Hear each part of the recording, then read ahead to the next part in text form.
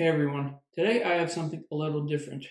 Today I'm going to be reviewing Winter Without End by Casimir Lasky. Apologies if I'm not pronouncing that right. Or you may know him better as Cardinal West.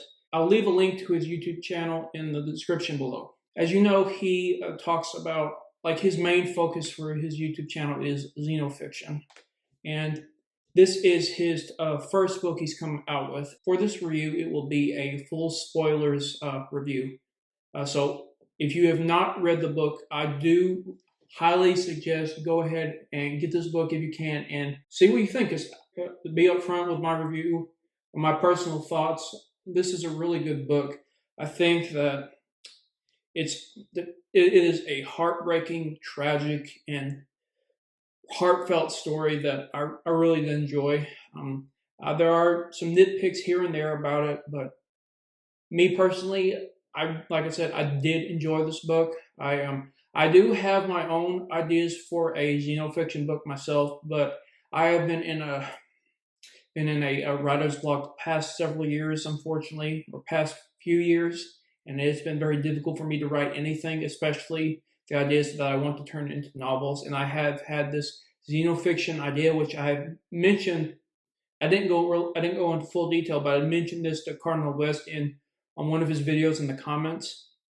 But I'm hoping, getting into this book, reviewing it, just enjoying it in general might help me maybe get something done. I'm not certain yet, but it wasn't just for me to do my own stories, but because I really wanted to read his book. I love his videos. I haven't seen all of them, but from the ones I've seen, I really enjoyed them. So I have been looking forward to this, to reading this ever since he announced it on his channel. It's been a few months since he announced it, but I finally got it a few days ago, and I read it the day I got it, and today I read it again before I did this video. So I wanted to have everything fresh in mind, and maybe some things I messed up or mixed up when I first read it, so I could have it better in mind, which I believe it did mix some things up, and I'm sorry about that, but I think I hopefully have a better understanding of the book now. As the summary says, Knight, a Labrador retriever, finds himself alone and afraid in the aftermath of a devastating pandemic, forced to hunt and scavenge in the city abandoned by its former masters. His fortunes change when he encounters a wounded wolf. Seeing a chance for survival and companionship, he defies the only life he has ever known and forms an uneasy alliance with his wild counterpart. Together the two journey through a new and terrible world, a world that seems to hold no place for either dog or wolf. This, he's talked about this in his videos, but he does not hold back on the grim realities of how animals, wild animals survive. People have done stories about dogs or cats, in a world that seemingly like a post-apocalyptic world or something along those lines, and this sort of goes into that. The pandemic, which I believe, from what I'm understanding, is like a serious viral outbreak of rabies broke out, I think, because of how certain parts of how when Knight and the wolf, who becomes known as Sierra, which I'll get into in a second, travel from Michigan to Ohio, and they find lands where the sickness or rabies has infected the area and the animals, and we see how devastating this effect has on the land. And also the poisoning that humans have infected the natural areas and everything, because of course humans don't often have a respect for wild places and wild animals. But as to the characters, Knight is a really tragic. Knight and Sierra are the main focus of the story. But specifically Knight and him trying to find his place. Trying to delve into what his true identity is, because part of this book is self-discovery. Is he a dog? Is he a wolf?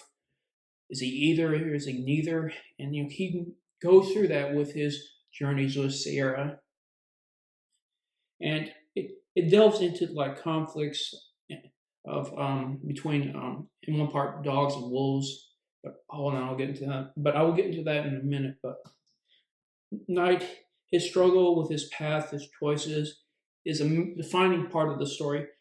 He doesn't know where he really belongs. I mean, he has his life or former life of being a household pet, or being the dutiful and loving dog of a family. And when he comes to a world where humans are still around but have been largely died because of, I'm not certain that it's, I think it's rabies, but if you watch this, Casimir or Cardinal, I don't know which you prefer to go by, but please correct me if I'm wrong, or someone else who's talked to him and like asked him about this, correct me if I'm wrong. But I think like with the rabies and human environmental destruction, Knight finds himself in a world where he has to choose his own path.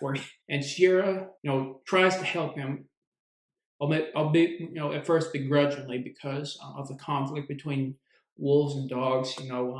She calls Knight a manslave, which in a sense, dogs have really become in a sense, reliant on humans, or become so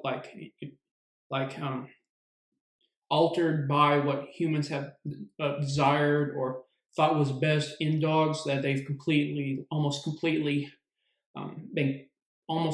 their wildness, their instincts, or their deeper self or primal self has been almost cast aside. And we see this in parts like where Sierra, her senses are sharper, her hunting skills are better. And obviously, because dogs, even though hunting dogs, are still around, they don't really necessarily aren't necessarily in the same, I guess you could say, in the same level as wolves. I mean, dogs are still hunters, they're still predators, they still have those instincts within them. But wolves, they have to kill to survive. I mean, there's obviously wolves in zoos or in sanctuaries and everything, or wolf dogs.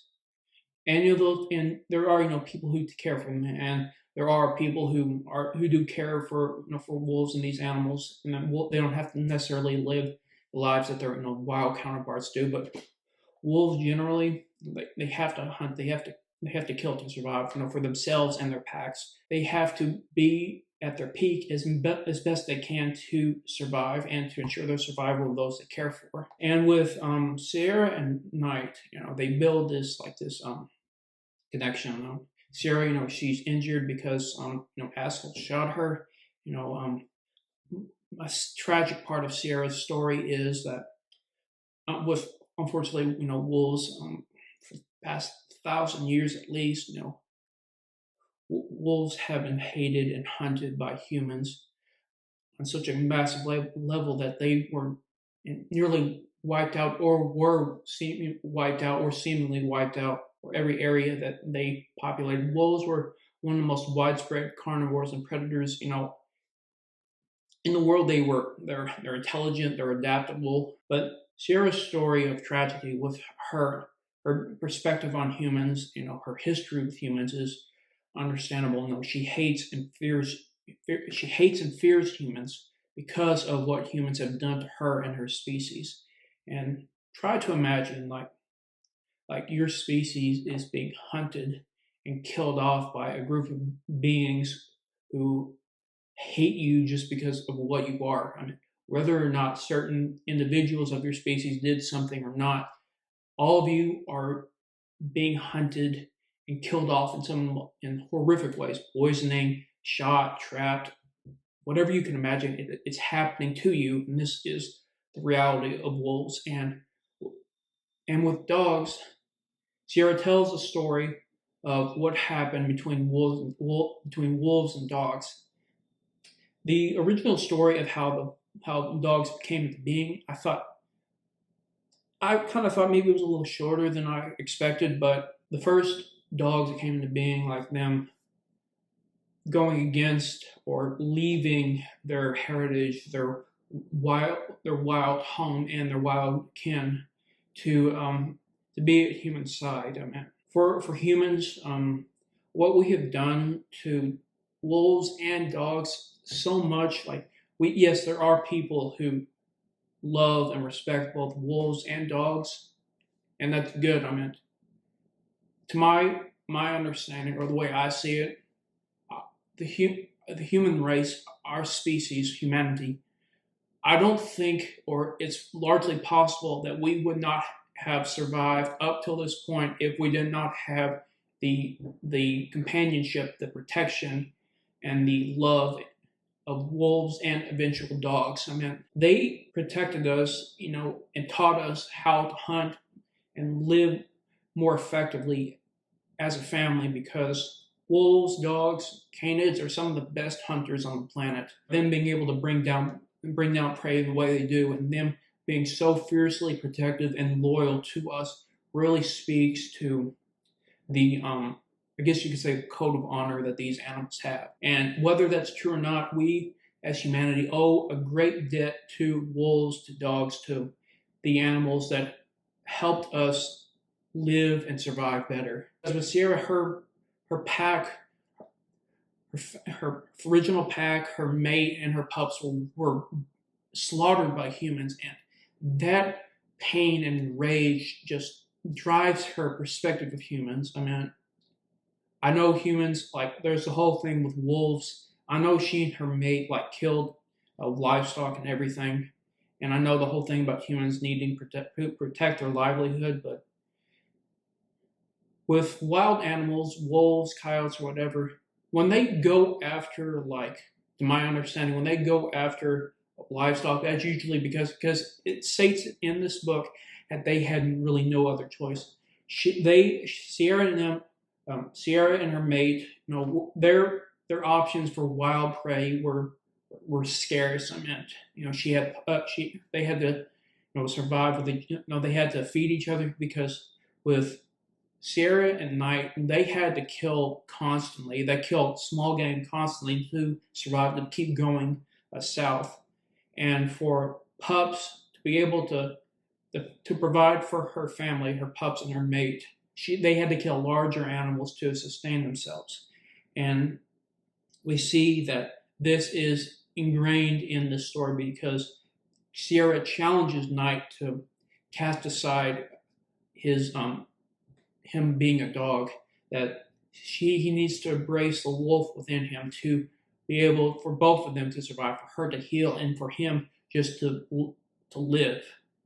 And I believe it's page 55.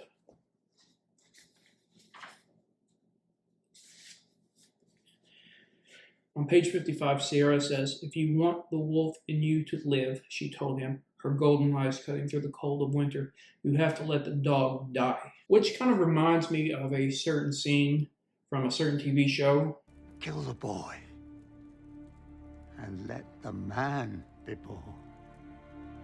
Knight shedding his dog nature to become a wolf, in the sense he can be, to survive and like embrace his wild heritage, to live in this world that arguably a dog possibly can't survive. But even though it says a world that seems to hold no place for either dog or wolf, the wolf is more able to survive because of them living in the conditions that they do and how they act on a day-to-day basis to ensure their survival. There are some nitpicks here and there that I need to address. But to be clear, I still love this book. It's a tragic and heartbreaking story, but I still do think it's a really great book, a great xenofiction book. There's some nitpicks. Knight is able to understand Sierra completely, and with coyotes, it's a little more iffy, which I understand. There is in relation to DNA and blood, wolves and dogs are far more similar, according to some, basically the same in comparison to coyotes. I mean, there is still a large similarity, and there are coy dogs, and this book has kind of usually has a harsh perspective and viewpoint on coyotes, with dogs attacking and hating them. Sierra's perspective on them. Of course, there is the conflict between wolves and coyotes. Sometimes you can see, like in videos of Yellowstone, where wolves go after coyotes, but I think that the example of like in the Great Lakes where wolves and coyotes created the bloodline and like new species of coy wolves. I think maybe that could have been. I know Knight has like shown like some sort of at least one scene of admiration for coyotes, but I think that sometimes in scenarios like this, where like in like the Great Lakes, where the coy wolf was born, arguably, because I've heard some different things about that, but that was when wolves were being largely wiped out by colonists and settlers, and they mated with coyotes, though their usual rival, as you could say. But they saw something in coyotes, and not an enemy necessarily, as as it's stated by Knight in this book, but more as like a companion and like and way of ensuring their bloodlines and their species survival in one form or another. And I thought that does reflect the companionship and partnership of Sierra and Knight, because usually wolves and dogs, or you don't usually sometimes get along in like wild situations. Wolves have killed dogs, and sometimes dogs have killed wolves. Depends on the wolf and depends on the dog. I'm not going to get into the whole which one is superior in a fight or anything. I think that whole thing is stupid and disrespectful to both wolves and dogs. But wolves, you sometimes don't let strangers or newcomers from a different pack or a lone wolf into a pack. Sometimes wolf packs are usually like blood related.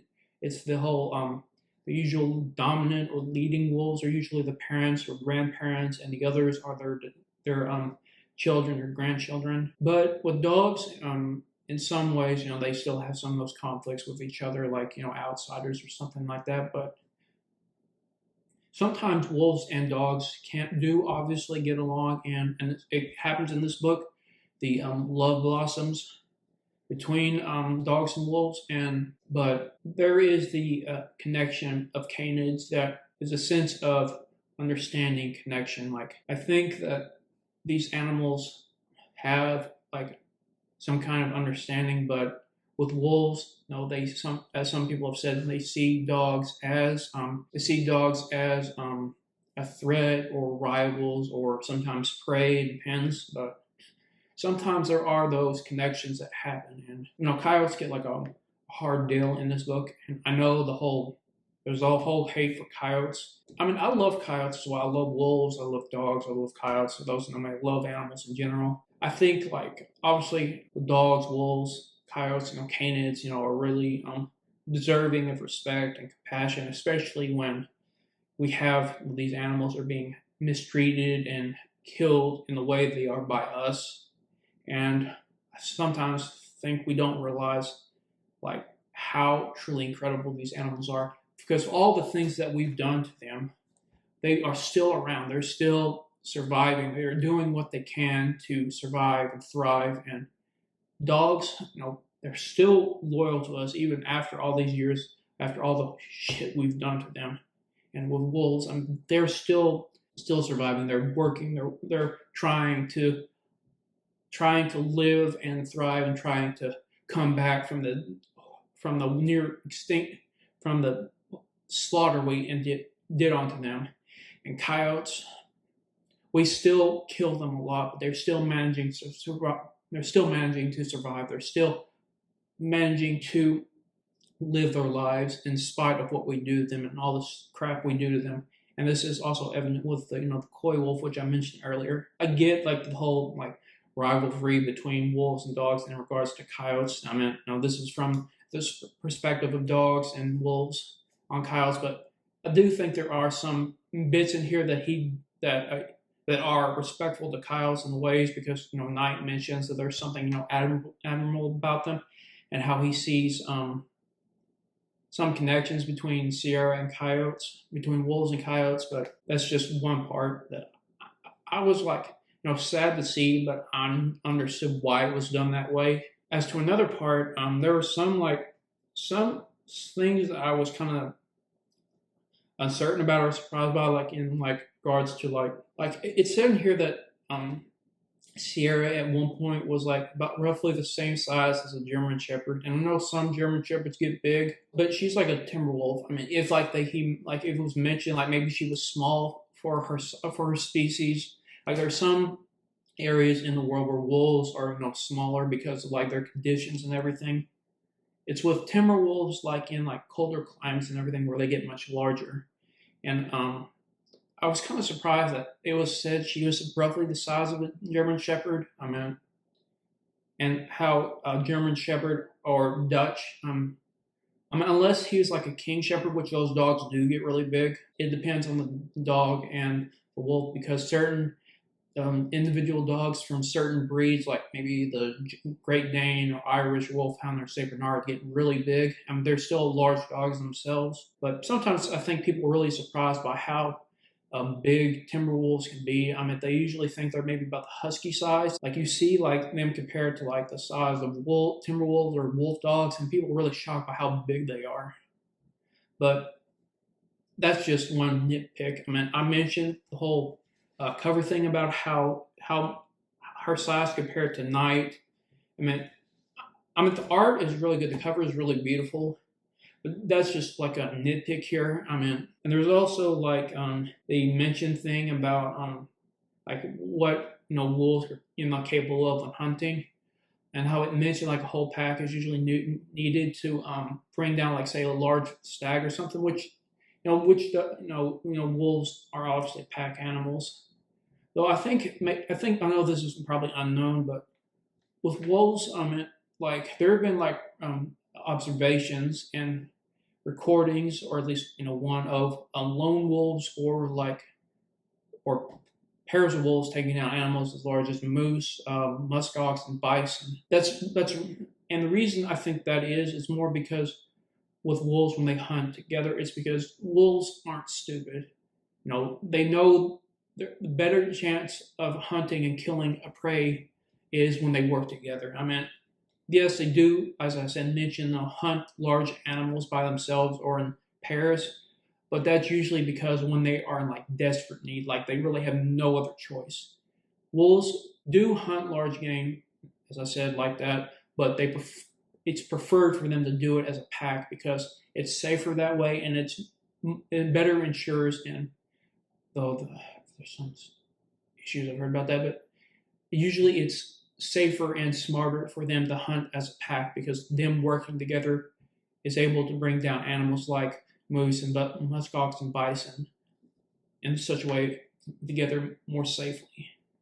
But that's just one nitpick. I mean, there are scenes where deer like hold their ground against Night and Sierra, though Sarah is obviously wounded. I mean, she can't hunt as effectively, and she needs Night's help to do that, which is a part of that. It's just not just Night needing to like learn how to hunt better or to be able to survive. It's also helping her survive because even a wounded wolf is still nothing to mess with. I know people like to think wolves are weak and everything, but she needs Night's help to help herself heal, and it's through Sierra and Night trying to understand one another and trying to build on this partnership that they help move along their survival and their understanding. Because Sierra is teaching Night the ways of the wolf.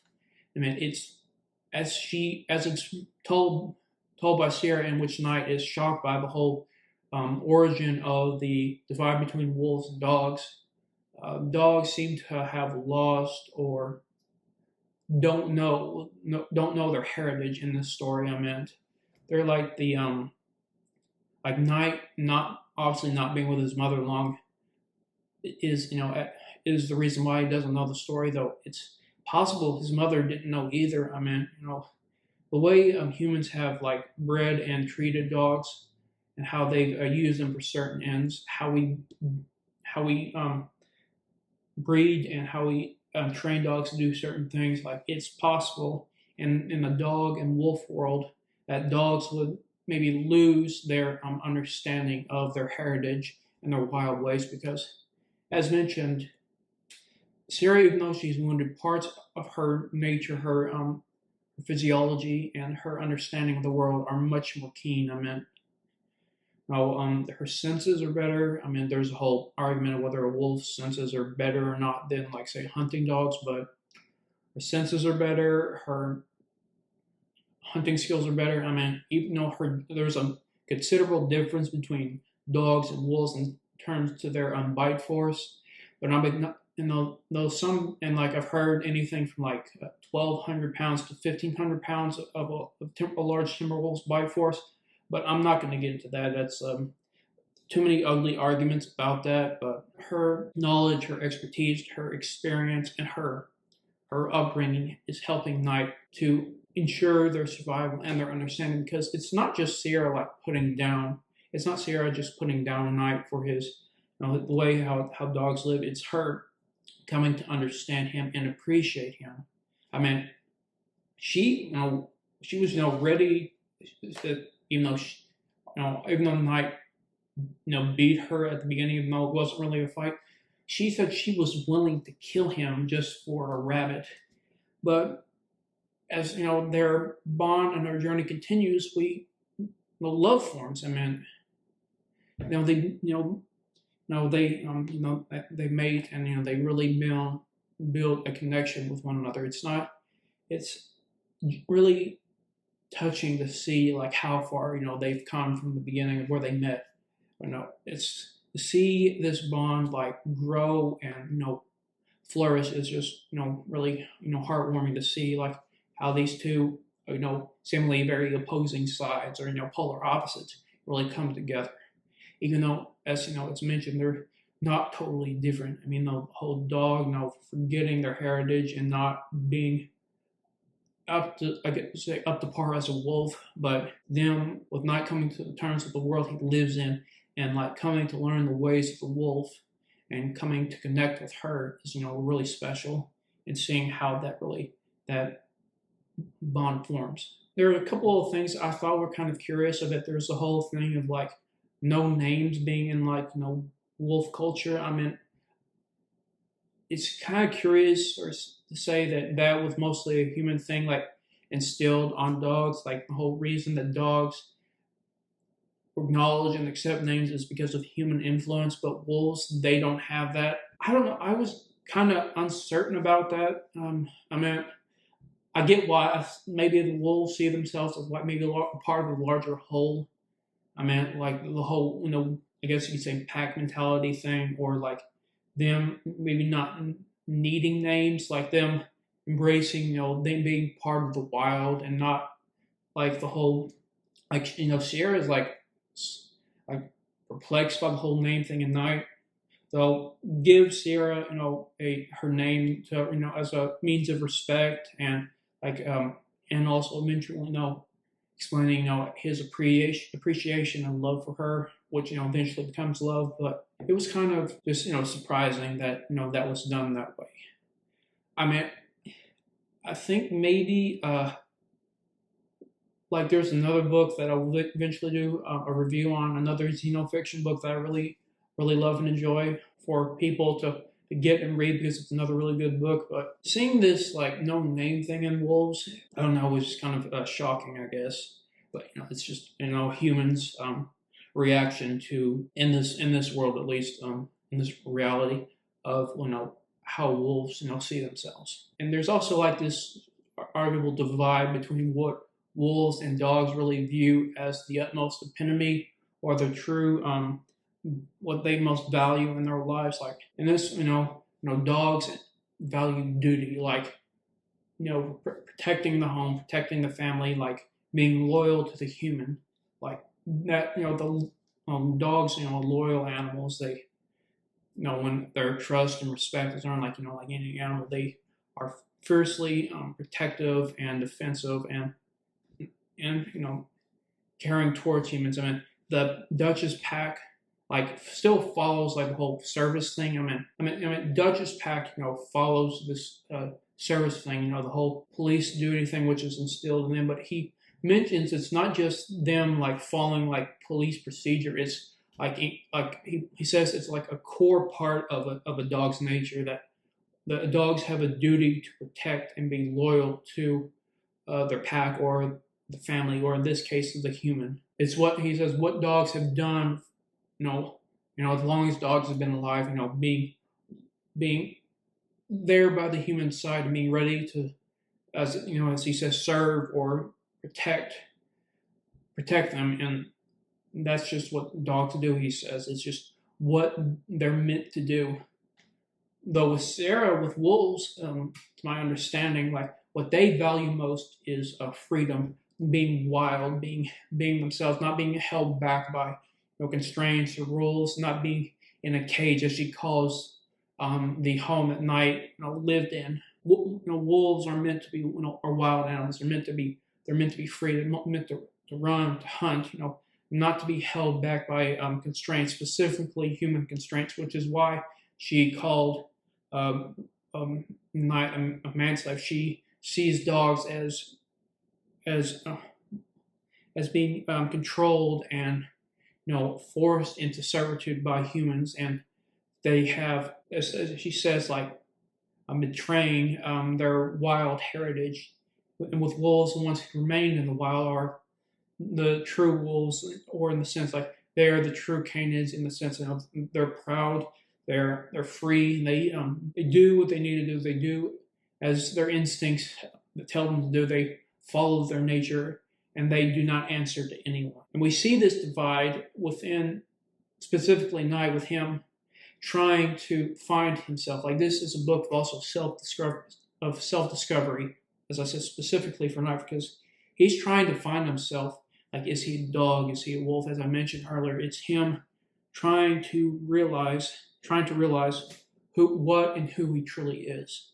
And this conflict, of which he eventually decides and chooses to be a wolf, is where he chooses to accept and embrace his wildness, his wild heritage, to become the wolf he was meant to be. And that's the whole argument or question of, where do dogs belong? Are they, meant to be, arguably servants to humans, to be by our side, or are they meant to run wild in nature, as their ancestors did, as their wild kin do? Are dogs meant to be collared and leashed, or are they meant to run wild? That is one of the questions that this book asks, and answers in the sense of this world where humanity is in a sense largely wiped out. Even though humans remain, it still questions, like, in the sense, if humans were not around or largely scarce and not holding up a society like they do, or civilization like they do, what is the place for dogs? Are they meant to stay loyal and still instilled in that sense of place that humans have put on them, or are they meant to break free and to be who and what they are as their deep primal self? And I think with Night, he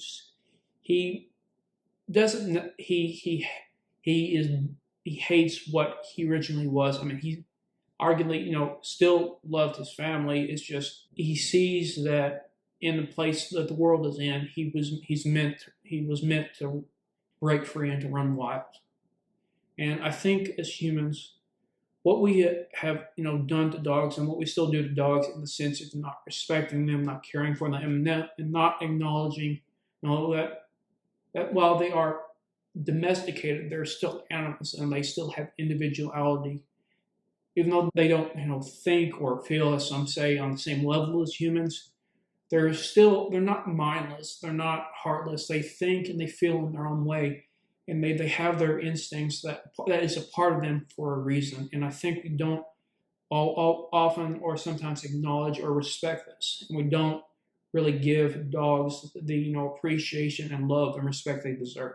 And then this is unfortunately in the book. I mean, I don't know necessarily how humans, or how some people in this book, what humans do. Like, you don't really necessarily know what you would do in a situation like this, where humanity has been possibly largely wiped out and you're struggling to survive yourselves. And there are no dogs still on human side in this, but we see largely what humans do to dogs in this, dogs and wolves. I mean, they treat them with, like literally trying to, kill them. I mean, there's if I'm understanding it right, which I guess is probably obvious, but sorry. At first, I kind of thought maybe Knight and Sierra survived, but because like the whole, I don't know why I thought that, but I guess like there are parts of this book I was maybe confused or misread for the first time, which why I went back and read this today. But we see at the end what the humans do to Sierra and Knight. I mean, obviously, there's the whole battles for survival thing, but throughout this, what Sierra's packs, her first pack, and what her mate and her pups went through, and what herself went through because of humans. And we also see what humans do to her and Knight in this new world. Like almost always, it's hostile, and we see this at the end where they unfortunately, are killed. Succumb to their wounds, and with them like trying to survive in like the wild, but humans are still there. They're still encroaching and inflicting casualty and pain on dogs and wolves. In wild areas where arguably where maybe we don't necessarily belong, or in a place where we don't have enough respect for.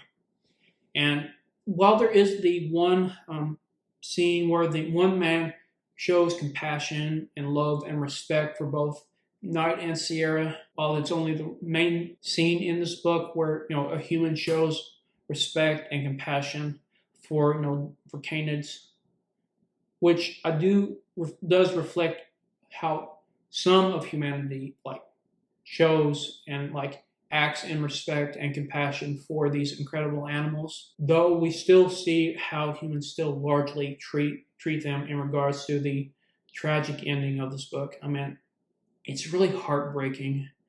They went through so much, and they were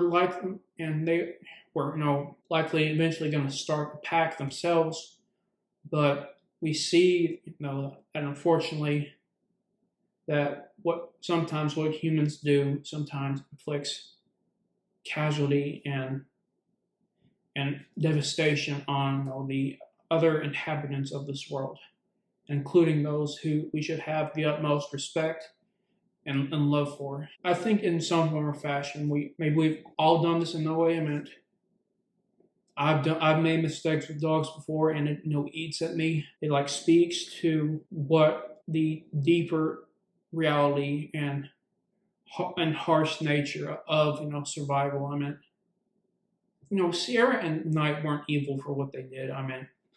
It's not seeing what they did would be really shocking and horrifying. It's animals being animals. There's nothing really necessary. There wasn't anything evil with it. I mean, obviously, the whole, Sierra, killing the woman, was, sad. Was sad. I mean, it was just the harsh, grim realities of what animals do to survive. I mean, as I said, he does not hold back in what happens when animals are pushed to their limit with what they need to do to survive. And when it comes to fight or flight, animals do different things in different situations. And wolves, while wolves have sometimes attacked humans, they're one of the large predators that are least likely to attack humans.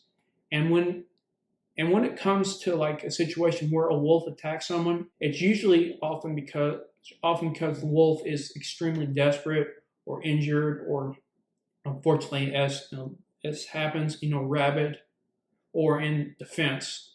And with same thing with dogs attack humans more than wolves do. It's often because dogs have been mistreated, or like in the situation where they have little to no choice. I mean, I'm not trying to take away from the pain of what happens to the human victims of those situations. It's trying to, as this book shows, it's reflecting and showing the grim and harsh realities of survival. In this story of tragedy and heartbreak and what it takes to survive and self-discovery, that really shows all of this in full detail, that really, and it pulled at my heartstrings, really. I mean, as I said, I love dogs, I love wolves, I love canids, and this is just really a really great book. I mean, Like I said, there was nitpicks here and there, but Casimir or Cardinal, you did an amazing job with this book, and